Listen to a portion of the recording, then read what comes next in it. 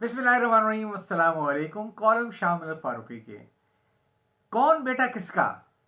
आइए आज इस कॉलम का दूसरा हिस्सा सुनते हैं। ये कॉलम 3 फरवरी 1999 को शाये हुआ था। फारूकी साहब एंग्लो इंडियन का जिक्र जारी रखते हुए बताते हैं कि उन दिनों कलकत्ता, बम्बई और कराची में ट्रॉमें चला करती थीं। हर ट्रॉम में 6-6 अफराद के बैठने की लंबी लंबी नशिस्तें होती थीं। एक रोज़ एक असल नस्ल का अंग्रेज, जो कलकत्ता के एक मशहूर अंग्रेजी अखबार का एडिटर था, आकर ट्राम की एक लंबी नशिस्त पर बैठ गया। थोड़ी देर में एक एंग्लो इंडियन आया और वो उसके सामने वाली नशिस्त पर बैठ गया। लोग आते गए और दूसरी नशिस्तों पर बैठते गए, हत्ता कि इन पहले वाली 2 लंबी नशिस्तों के अलावा, जिन पर एक पर अंग्रेज एडिटर और दूसरी पर एंग्लो इंडियन बैठे हुए थे, पूरी ट्रॉम भर गई। दफ्तर जाने की वक्त हो रहा था, हर शख्स जल्दी में था।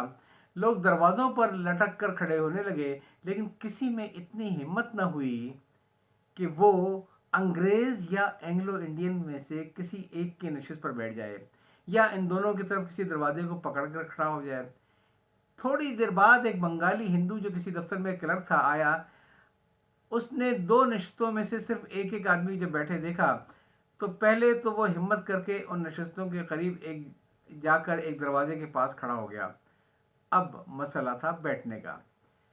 उस जमाने में हिंदुस्तानियों के दिलों में अंग्रेजों के खिलाफ बगावत और इनकलाब का लावा अंदर ही अंदर पक रहा था। दहशतगर्दी की कार्रवाइयां भी हो रही थी, जिसका खास मरकज बंगाल था, बल्कि कलकत्ता था। वो क्लर्क भी तबन इनकलाब पसंद था। वो चाहता था कि हिम्मत करके किसी एक नशिस्त पर बैठ जाए, लेकिन इन दोनों की जसामत और धान पान और लिए को देखकर उसकी हिम्मत नहीं पड़ पा रही थी।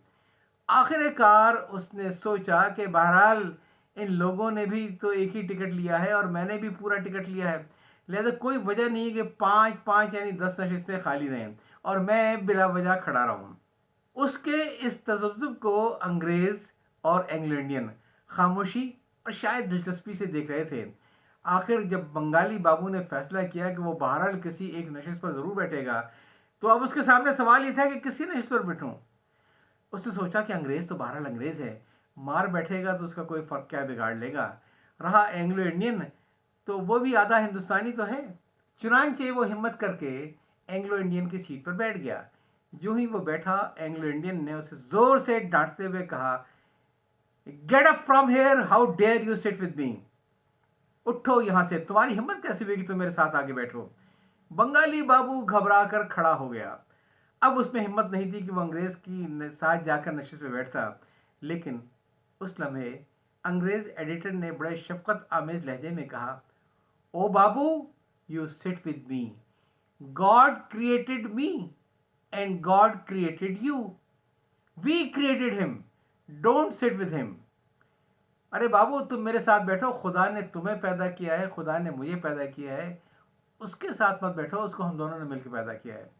तो बहरहाल डीएनए टेस्ट से ये साबित हो गया कि डैनी को बॉबी एन और बिल क्लिंटन ने पैदा नहीं किया। Then who created Danny? God created Danny. तो फिर डैनी को किसने पैदा किया? डैनी को खुदा ने पैदा किया। कॉलम आप सुन रहे थे कौन बेटा किसका। ये दूसरा हिस्सा था कॉलम का, जो 3 फरवरी 1998 को शाये हुआ। इजाज़त चाहता हूँ, अल्लाह हाफिज़।